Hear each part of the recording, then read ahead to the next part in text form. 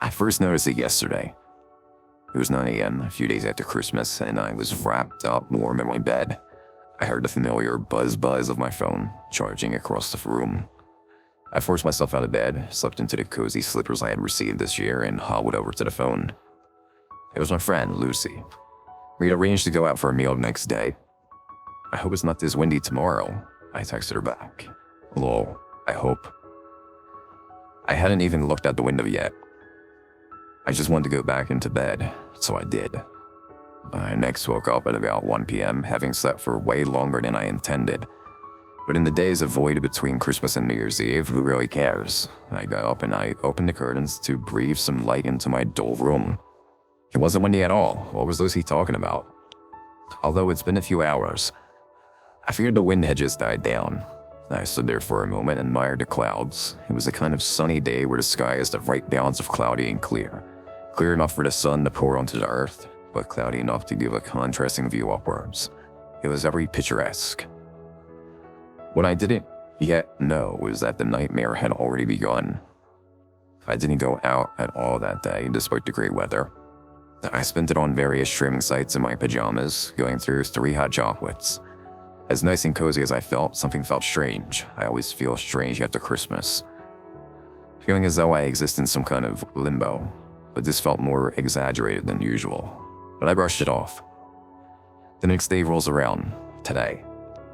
The same routine again. I got out of bed at about 1 p.m., slipped in my slippers, and opened my curtains. I stopped to look at the sky again.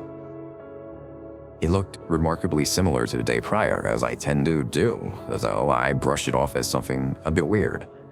I realized my phone was on my bed. I had forgotten to charge it, and it was just on 2%. I had a missed call from Lucy, so I called her back. "Hey Lucy, sorry I missed your call."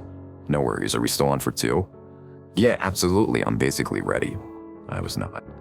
"Cool, I just wanted to check because how windy it is again." "Oh? It doesn't seem that windy." "Huh, wait until you get outside. It's horrible. Just let me know if you need to cancel." "Alright, sure. Will do.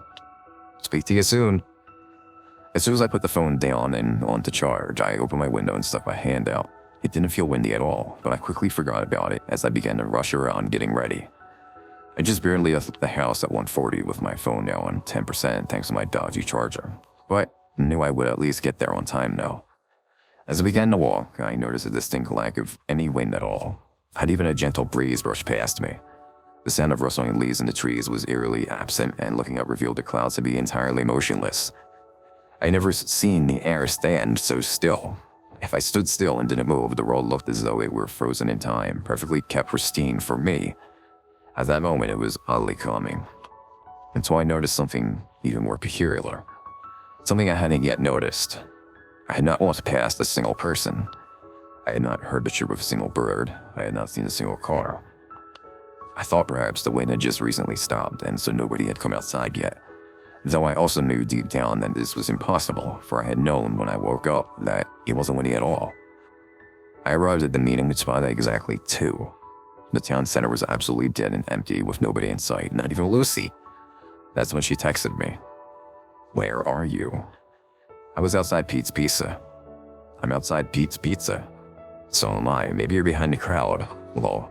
Come closer to the door, I can't see you." "Crowd? What crowd was she talking about?" "What crowd are you talking about?" She video called me at this point, and it's when I truly realized what was going on. I answered, and at the same moment, we noticed we were standing in the exact same spot.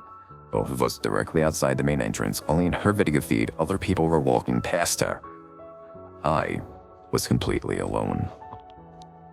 I was factually standing right on top of her, yet I was clearly nowhere near her. We both stood looking at each other through our phones. The only thing currently connecting us, neither of us got a word out before my phone died. The only thing in the world acting as a window out of this just died in my hands. Panic began to set in. I ran into the restaurant, empty. I ran into the shop across the road, empty. I ran outside and screamed. It echoed through the empty streets. Being alone has always been an anxiety of mine, and this is my worst fear realized into reality. I broke down on the road, crying. I wanted to wake up, but I was painfully aware of how weak I already was. The run home took half the time it had taken me to get there. I turned on the TV, and it was normal. Everything was normal. The signal was working completely fine. Yet physically, I am alone. I am in my own world. I'm typing this from my laptop as my phone charges. Once I post this, I'm going to call Lucy back. I don't know what this is yet. I just know that this isn't your world. It's connected to it. I mean, it must be, otherwise how would I be able to use and browse the same internet as you? I look outside though, and everything is so quiet. Everything is so lonely and empty, and I don't truly know where I am. The trees don't sway. The clouds stand still. The wind no longer blows.